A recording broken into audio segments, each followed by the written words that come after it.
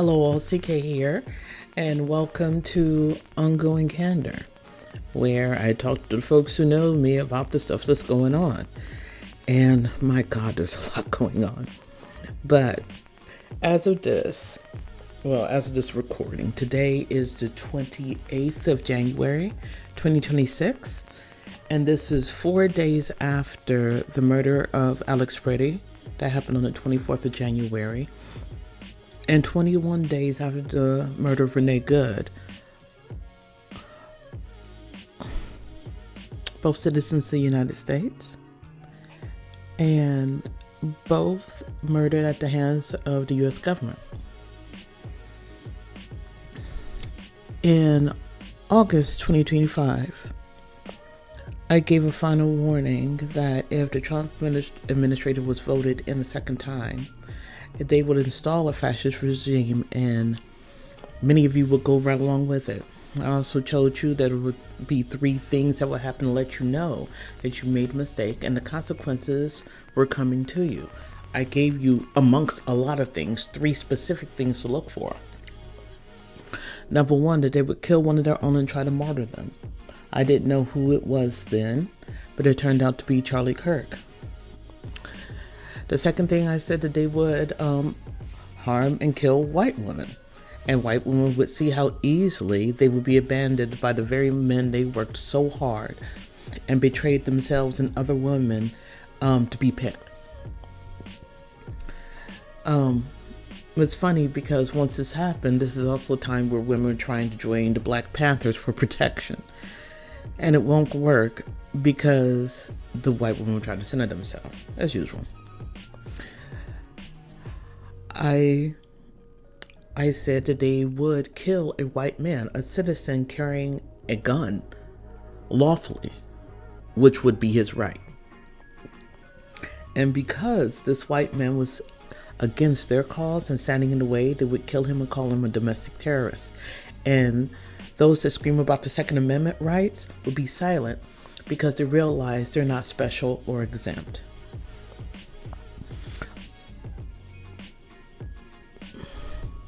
These things have happened.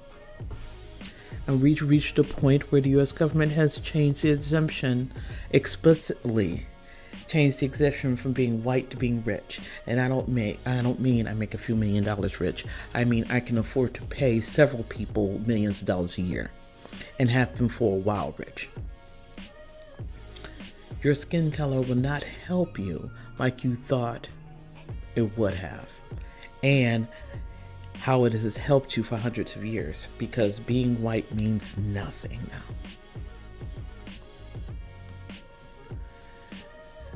And now we're in a phase where y'all are talking about, but if I knew, you knew. But you thought it was only going to hurt Black and brown folks. And you're starting to yell, why aren't the Black and brown folks saying anything and stopping this from harming me? It's because it's not ours to deal with. And that's something I also told you. Here I am. The Black woman who told you this would happen for a solid decade now. The Black woman that you slandered and sabotaged because I told you that. The Black woman you call crazy, but still sent people to see what will happen and to force reconciliation without any kind of repentance. Here I am, working to calm my nervous system. And so, once again, let me answer it. Why are Black and brown people not helping? Because the Lord has told us to sit our asses down. We were told to sit, to rest, and to wait. And I did for the most part. I had a few things I had to finish. I had a few more olive branches that I had to hand out and see if they would be accepted, and they weren't. And that's where we are now. Y'all know I love movies and I love superheroes. So there was this movie, The Dark Knight, where Harvey Dent said you either die a hero or live long enough to see yourself become the villain. And that last part is certainly true in my spiritual work. But more accurately is that you come to terms with the fact that there are folks who are going to see you as the villain no matter what you do. And I'm good with that. And I have been good with that. But there's another cold, clean truth that I've learned too. And that is, if you live long enough and tell the truth consistently enough, you reach a point where anger stops being useful. I'm not saying that there wasn't harm. I'm not saying that I'm not going to call it out as being harm. I'm not saying that it didn't matter. What I'm saying is that rage and anger eventually just peters out when you stop feeding it the hope that people will change. Yeah, it dies when you know. It died when I realized that I have done everything I could, and you have proven that you're just not going to stop. So that we're clear, this episode is not about forgiveness. It's not about reconciliation. It's not about justice, the way a lot of people see it. It's about clarity and closure. I talked about this in the RIP and the Path to Unpunishable. But I wanted to take a moment to talk about this specifically and explicitly. And I want to do that because a lot of people will tell you what I think, what I want, what I'm going to do, what side I'm on. And none of you have the courage or the balls to sit up there and ask me specifically what it is I believe, what it is that I feel, what it is that I'm going to do. So I'm going to tell you. I'm going to tell you about where I am right now. And the central part is that I've reached a place where I am able to witness the consequences of people's actions. That is to say, your actions with a clear conscience. I can empathize with your fear, your shame, your spirals, your sadness, your self-destruction, but at the same time, I am no longer obligated, and I no longer feel obligated to rescue you from your outcomes that I've warned you about for more than a decade. And I understand that combination confuses you. I know that you're going to call bullshit. I know you want anger or absolution, vengeance, or mercy, right? You want one or the other. But what you don't want is for me to be calm. And I'm saying I don't see why I should be anything but calm. Because for 14 years, I've been consistent. I have named the harm. I have named the damage you've done. I've explained patterns. I have offered alternatives. And I even slowed down conversations so people could save face. I have chosen repair over punishment whenever it was possible. Whenever repair was possible, I went for that. What I didn't do was lie. And that's where y'all got me fucked up. That's the point where it all fell apart, because there's a particular kind of person, and that's most of y'all, who believes that being seen as good matters more than being good. And for you, the truth isn't a mirror, it's a threat. And when you're confronted with the consequences, you don't reflect. You don't take a moment to think about what you've done. You retaliate, and you want to escalate socially. You want to write a bunch of narratives. You want to recruit sympathy and be the victim. And then you attempt to isolate the people who will not back down. Not because you're unclear about what the truth is. It's because it's crystal clear. It's not because you don't believe me. It is because you do. And I've said this once, I've said it a million times, that the people who are most vehement, they are the ones who are fighting against me the most, are the ones who believe me. And what follows isn't a mystery or malice, it's a pattern. People who can't tolerate accountability, who can't tolerate personal responsibility, those who cannot see themselves as the villain they are, they default to punishment. And when direct punishment fails, they'll attempt to punish you by messing up your reputation. That smear campaign. And when that fails, they settle to grievance and insist that reality bends to what they want to believe. Fact of the matter is, reality never bent. I protected you from the consequences of your actions. And am I sore about it? Yeah. But that soreness is what remains after I've stopped reopening these wounds with y'all. This is the tenderness of tissue that's healed but remembers what it took to heal. Right? But it isn't anger. Because anger would mean I still believed that something could have happened if I just said it better, been quieter, been softer, been more patient. That isn't true. You just would have used that to ignore me. I've proven that that is not nor ever will be the case. I believe that people choose repeatedly, loudly, and often in the ways that are very inconvenient for the stories they want to tell themselves. Now, here's the part that's hard for people to hear, so I'm going to say it out loud. Empathy does not require sympathy. I can understand why you spiral when you lose your control. I can understand why shame will turn you to swinging at me. I can understand why fear, why you want to seek allies, why you want to be the victim.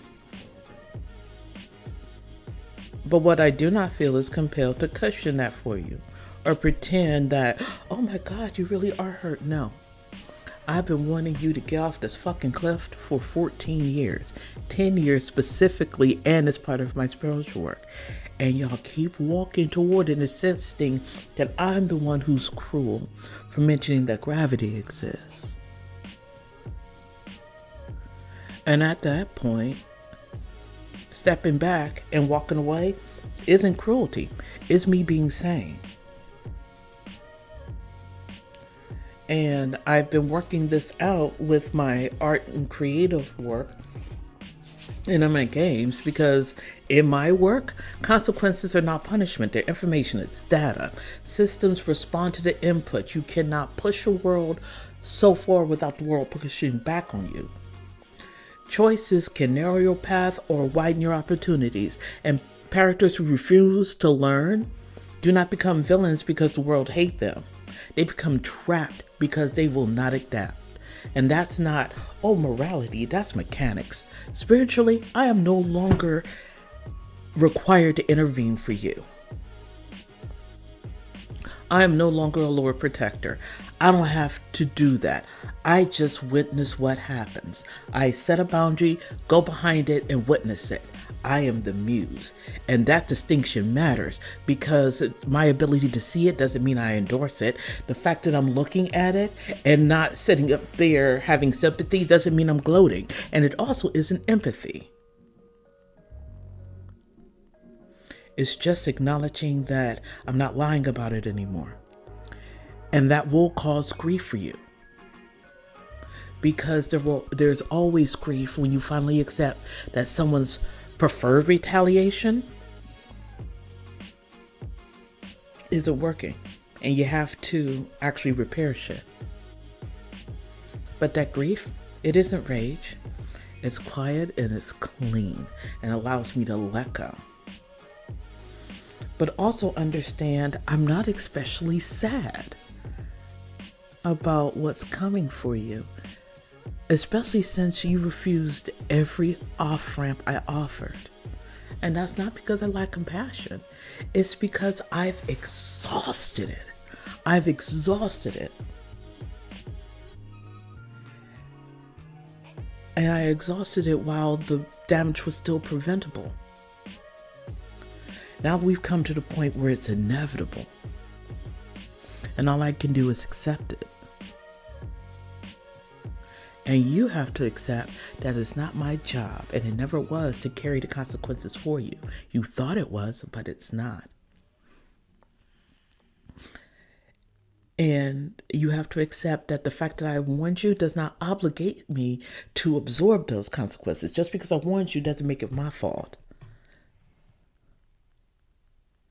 And you have to accept that me piecing out, or the people that you relied on to sit there and do that emotional labor and take those fights for you, all the black folks. Well, don't you know the ICE is going to sit up there and is taking black folks and harming black folks? They always have. We have a plan. You don't. And we're getting out of the way because that's part of our plan. That is not abandonment. That is what you should have learned how to do. And when these bad things happen, they're not going to be random. They will not be some kind of mystery, and they will not be undeserved. Because if you're struck, it means you could have done something and didn't. You remain stubborn in your place. Once again, you were on that cliff. You were determined not to believe in gravity, and you stepped off, and now you're meeting gravity. It doesn't make me cold that I walk away. I just let you. After all these years, it doesn't make me cold that you're going to step off of that cliff and find out what gravity is. It doesn't. It means I'm done trying to convince you. Now, here's the thing. Why'd you name it Pure of Heart and Dumb of Ass? It's because that's how a lot of y'all were already seeing me. Y'all thought I was stupid. And I'm going to tell you the truth. I am clown shoes. I'm awkward and goofy. But I am also fully aware that there's no harm that comes to me that doesn't go unanswered. And a lot of people didn't know that I was aware of that. You just realized, you just thought, well, things are just going hard. Things are just going badly right now, not knowing that I was fully aware of it. And then there's a point where you just made it clear that you were not going to treat me with any kind of kindness. Actually, I should say this. I really wanted to be pure of heart and dumb of ass. And I prayed for this. This is how I wanted to be amused. And the Lord heard me and put me in a situation where I've encountered some of the cruelest people I've ever met in my life. Without fail. And learning how to be unpunishable, how to get my validation from God and within myself is the key. That's what I'm working on. That's what this Pure of Heart, Dumb of Ass is all about. Being able to get my validation from within. I don't get my confidence. I've never gotten my confidence from compliments. I got my confidence from being the best and being better day by day. And because I've worked on this every day of my life, I know what to expect in this political climate, and I'm prepared. So the time I spent worrying about things, I can use that on things that bring me joy. Being pure of heart doesn't mean that there's no consequences, right? It means that I know what the consequences are and I can live with them. I know that if I do this, this will happen. Am I good with it? Yes, then we carry on, right? And you being offended by that doesn't change the truth of it. I was telling somebody about this years ago, and they were like, well, that's arrogant. True, but it's not false. And that's something you have to deal with. Because my heart is clear. Because I did my part. I spoke plainly, offered alternatives, documented patterns, and left doors open until leaving them open became self-harm. I did. I waited and held out as long as I possibly could. And I'm over it because I'm no longer negotiating with reality. And that's what you're hearing now. I know you guys wanted to push me to be upset and badgering me, touching my hair, all kinds of dumb shit. And you never got there, and you won't. I'm still here. I'm still creating. And I'm still telling the truth. But what I'm not doing is burning energy to prevent people from learning what they insisted on learning the hard way. Amen? I'll talk to you soon.